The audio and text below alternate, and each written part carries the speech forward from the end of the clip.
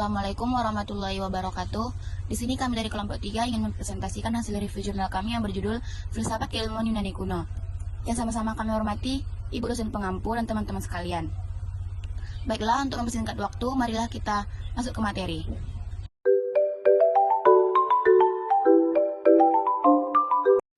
Latar belakang, filsafat pada masa Yunani kuno terjadi pada abad ke-6 sebelum Masehi hingga awal abad pertengahan. Sejarah dapat dikatakan sebagai masa lalu yang memiliki manfaat bagi masa yang akan datang dan memiliki bukti-bukti. Pengertian paling banyak diungkapkan oleh para peneliti adalah bahwa filsafat berasal dari bahasa Yunani philos yang memiliki arti cinta atau mencintai, dan sophia yang memiliki arti kebenaran atau kebijaksanaan.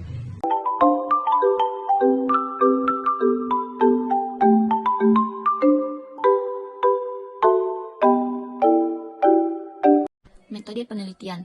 Penelitian ini menggunakan jenis penelitian kualitatif deskriptif. Dasar yang menjadi pertimbangan adalah pertama, metode penelitian kualitatif lebih mudah disesuaikan dengan realitas yang sedang diteliti. Yang kedua, metode ini memberikan ruang bertemu langsung bagi peneliti untuk berinteraksi langsung dengan objek penelitian. Yang ketiga, metode ini lebih peka dan lebih bisa menyesuaikan pola-pola perkembangan nilai yang terjadi pada objek penelitian. Setelah itu, objek penelitian dijelaskan sesuai dengan keadaan yang ada di lapangan. Data yang digunakan dalam penelitian ini meliputi dua sumber, yaitu data primer dan data sekunder, di mana data dan informasi berasal dari artikel-artikel hasil penelitian dari peneliti-peneliti sebelumnya. Pembahasan. Filsafat sering disebut sebagai ibu dari ilmu pengetahuan, karena dasar dari ilmu pengetahuan adalah filsafat, dan filsafat merupakan kebijaksanaan dalam berpikir sebagai jalan untuk mencari kebenaran. Pengertian paling banyak diungkapkan oleh para penulis adalah bahwa filsafat berasal dari bahasa Yunani, philos yang memiliki arti cinta atau mencintai, dan sophia yang memiliki arti kebenaran atau kebijaksanaan. Pengertian di atas dapat dikatakan bahwa filsafat artinya mencintai kebenaran atau kebijaksanaan. Berfilsafat artinya adalah bagaimana seseorang melakukan pemikiran mendalam mengenai sesuatu hal atau sebuah pertanyaan yang membutuhkan akal untuk menjawabnya. Akal itu menghasilkan pengetahuan logis yang disebut filsafat. Filsafat merupakan rasionalisme. Hal itu merupakan puncak dari proses berpikir masyarakat ketika itu.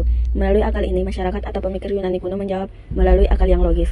Sedangkan menurut Bertrand Russell, filsafat adalah sebuah teologi yang berisi berbagai pemikiran tentang masalah, pengetahuan definisi tentangnya, sampai sebegitu jauh. Pada abad ke-6 sebelum Masehi, filsafat masih merupakan mitologi atau dongeng-dongeng yang dipercayai oleh bangsa Yunani. Masyarakat Yunani memiliki sistem kepercayaan bahwa semuanya harus diterima sebagai segala sesuatu yang bersumber dari dongeng-dongeng, atau dengan kata-kata lain tidak mengandalkan akal pikiran. Filsafat pada masa Yunani kuno terjadi pada abad ke-6 sebelum Masehi sampai dengan sekira abad ke-6 Masehi. Masyarakat pada masa itu bersifat kritis terhadap sebuah pengetahuan atau dalam mencari jawaban dari sebuah pertanyaan, dan masyarakat Yunani kuno berada pada masa jayanya ketika berada di bawah kepemimpinan Iskandar Agung pada 356 sampai 323 sebelum Masehi, dan disebut sebagai zaman Helenisme.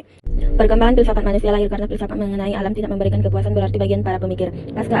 Pasca Aristoteles, kira-kira 5 abad kemudian muncul lagi pemikiran jenius seperti Plotinus 284 sampai 269 sebelum Masehi. Zaman ini adalah zaman Helenisme, di mana perkembangan ilmu tidak mengalami kemajuan yang pesat hingga abad pertengahan. Ada beberapa faktor lahirnya filsafat di Yunani, yaitu sebagai berikut. 1.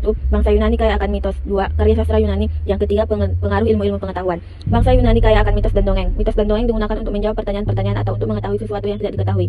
Karya 2. Anaximandros. Menurut asal alam adalah apeiron, suatu zat yang tak terbatas dan memiliki sifat keilahian yang abadi. Adapun terjadinya alam karena proses antagonis, perlawanan antara dua unsur yang berlawan, yaitu panas dan dingin, kemudian terjadi kristalisasi sehingga menjadi unsur masing-masing. 3. Anaximenes. Menurut beliau, benda yang tak terbatas dari segi kualitas dan kuantitas adalah udara. Pemikiran ini setara dengan dua pemikiran sebelumnya. 4. Demokritos. Menurutnya, asam alam bukan air udara melainkan atom, yaitu benda paling kecil yang tidak bisa dipisah. Atom-atom itu saling bergerak yang mengakibatkan tabrakan atom selanjutnya membentuk kelompok-kelompok yang akhirnya menyatu dalam bentuk. Pembagian kajian filosofi Yunani yang membicarakan tentang Tuhan ialah 1. Xenophanes. Tuhan itu hanya satu yang besar di antara dewa dan manusia. Dia tidak sama dengan makhluk dan tidak berpikir seperti manusia. Tuhan tidak dijadikan dan ia mengisi seluruh alam. 2. Plato. Kebenaran itu bersumber dari ide, yaitu suatu pandangan bahwa terdapat suatu dunia di balik alam kenyataan. Itulah hakikat dari segala yang ada. Artinya, sesuatu yang kita amati sehari-hari adalah bayangan atau gambaran dari alam ide sebagai segala sumber yang ada, kebaikan dan keburukan. 3. Aristoteles. Keberadaan Tuhan itu kita ketahui berdasarkan gerakan alam. Kesimpulannya di sini, filsafat diawali pada abad ke-6 sebelum Masehi. Filsafat muncul menggantikan mitos-mitos dan dongeng-dongeng yang beredar dan menjadi sistem kepercayaan masyarakat Yunani saat itu. Orang-orang Yunani patuh dan menjalankan hidup dengan menjadikan mitos dan dongeng sebagai pegangan hidup dan menjadi jawaban atas pertanyaan dan masalah kehidupan. Filsafat muncul karena para pemikir tidak puas dengan jawaban dari pertanyaan yang tidak dapat dibuktikan dengan akal manusia. Para ahli pikir tersebut kemudian mencari jawaban dari pertanyaan-pertanyaan mendasar tersebut melalui akal pikir mereka sehingga mendapatkan jawaban yang dapat diterima oleh akal.